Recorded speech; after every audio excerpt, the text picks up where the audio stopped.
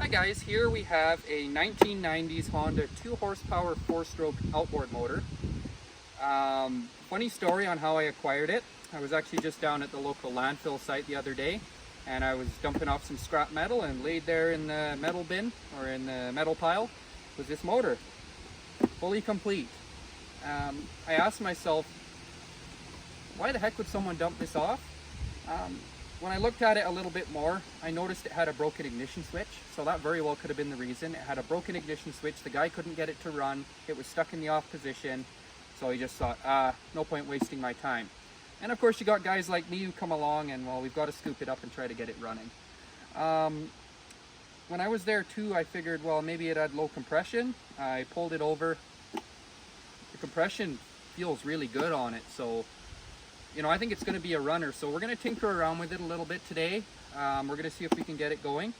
So please stay tuned.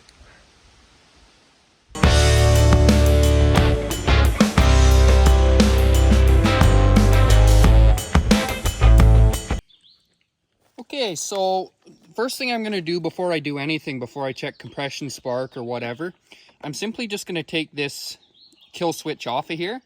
How these things work is, when the button's in and it's in the off position, the power will actually run to a ground wire on the block, and that will cause the engine to ground out, and instead of sending that electricity up to the spark plugs. So if I take this off and I have it as an open circuit, the power is going to go up to the spark plugs, because that positive wire isn't going to be touching that ground wire at all. So I'll remove the cap here. This is a complete motor, like literally everything's here on this thing. I haven't checked the oil or anything like that, but I'm just going to get this out of the way here.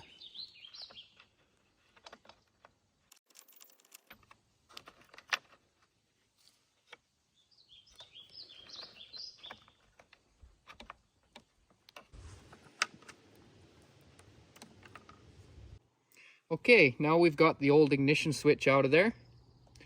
So technically now our ground wire and our positive running to that switch is isolated, so we should be able to get spark up to the spark plug. So very first thing I'm going to do before I do anything is I'm going to check the compression. So I'll go ahead and pull the spark plug out, we'll hook up the tester, and we'll see where we're at.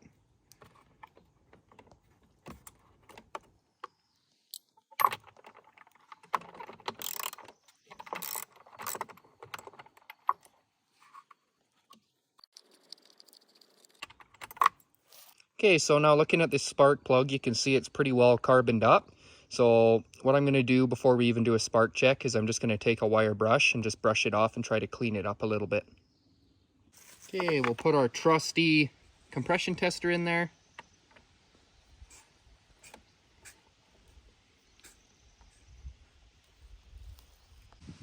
Okay, I'm going to open up the throttle all the way, and then we'll be able to get an accurate reading, and we'll just pull it over.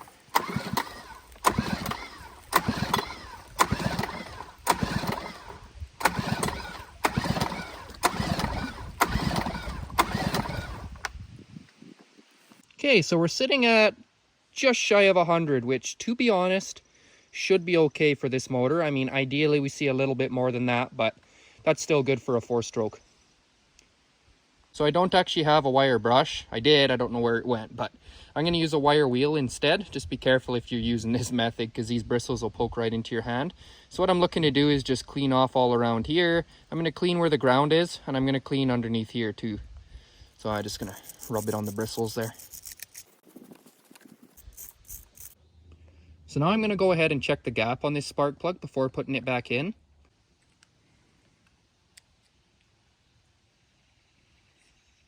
Okay, now we're going to go ahead and check spark on this engine. So the best way to check spark on an engine if you don't have a spark tester is just to take your spark plug, put it in your boot, make sure it's in your boot properly and seated all the way. You'll hear it click, just like that. You know you're in there. And then you want to find either a bolt that runs to your block or an access to your block where you'll actually be able to see this tab and down in there, and you'll be able to see a little spark down inside there. So I'm just going to use this bolt because this runs down into my block, I know that. And I'm going to use some insulated pliers, because sometimes if there's something wrong with your coil, electricity will actually run up here and shock you if you're holding it with your hand. So grab it with the electric or the insulated pliers, and you want to hold it on the bolt. Now we're just going to pull it over.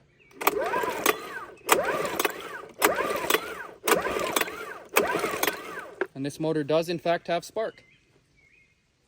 Okay, now we're going to put our spark plug back in. We know we have spark. So I'm honestly just going to say, let's go ahead and pull it over and see if we can get gas into the carb and into the cylinders. I have a feeling it might run. Now we know we have spark. That carburetor might be a little bit plugged up, but it will run. I feel like it will run. So let's put that back in there and do that.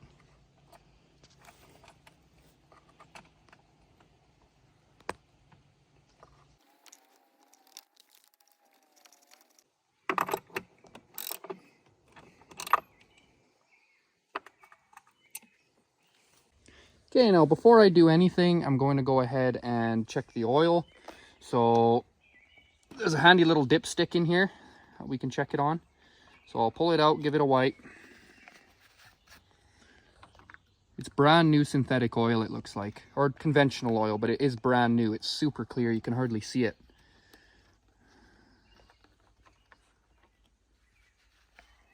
So it is actually a little bit full. It actually comes up to here. So what I'm going to do is just drain it out just a little bit, just to try to get it to land between there and right there. We want it somewhere in this range, the oil. That's the top. So now all that's left to do before we start this thing is drain the gas out of here. The gas actually smells pretty new and good, but I'm not going to risk it. I'm just going to drain it out and put new stuff in. You should always do that when you come across another engine that you know you didn't put the gas into. So I'm just going to remove these two bolts right here, this one and this one, and I'm doing that with a 10mm socket. This is going to be in millimeters because it's a Japanese engine. So I'll just remove these two, and then we can lift the tank. I've got a little jerry can on the ground. I'm just going to dump the gas out of it, and I'm going to dump new into here. If I have to, there's a line that runs to the carburetor underneath. I can pull that off. I can drain that into the jerry can, hook it back up, but I'm pretty confident I can just take this and dump it in there. With a funnel, of course.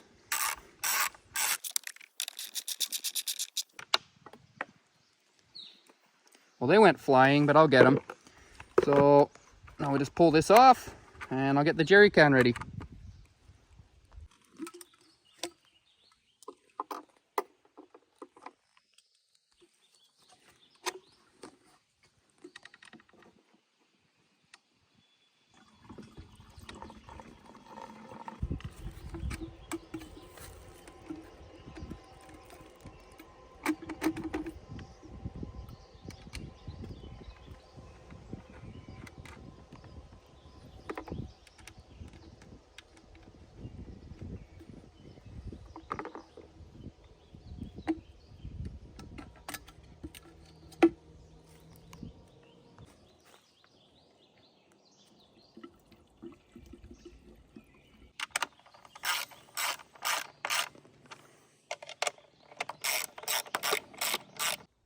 Okay, without further ado, cap's back on. We've got new gas in there. The oil's at the correct level. We've got spark. So we've pretty much now just got to see if gas will get up into the carb and into the cylinder, and if it does, it'll run. So I'm going to turn the gas on here on the side. This is a centrifugal engine, so what that means is there's no gear shifter or anything. So once we start it up, water's going to start to fizz around in that bucket right there. So I'm just going to go light on the throttle. I'm going to pull out the choke. I'm going to make sure the air escape is open on the gas tank, and we're just going to pull it over and see what happens.